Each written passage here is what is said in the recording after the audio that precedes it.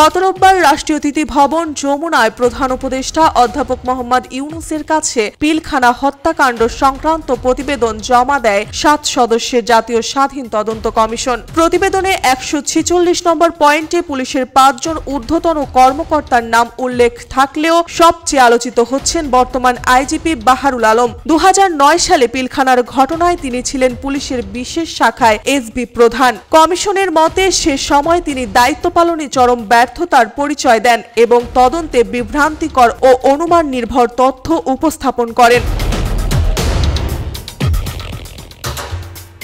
তদন্তে আরও উঠে আসে পিলখানা ঘটনার সঙ্গে বিএনপির নেতা নাসির উদ্দিন পিন্টুকে জড়ানোর পেছনেও বাহারুল আলমের তথ্য ছিল বড় ভূমিকা। অথচ পরে জানা যায় যে মিছিলকে বিএনপির বলে দাবি করা হয়েছিল সেটি মূলত আওয়ামী লীগের কিছু নেতাকর্মীর নেতৃত্বে হয়েছিল। ওই ভুল বা উদ্দেশ্য প্রণোদিত তথ্যের ভিত্তিতেই পিন্টুকে গ্রেফতার করা হয় এবং পরে কারাগারে মারা যান। একই পরিণতি হয় মুক্তি পরিষদের নেতা আনোয়ার হোসেন মাহবুবেরও।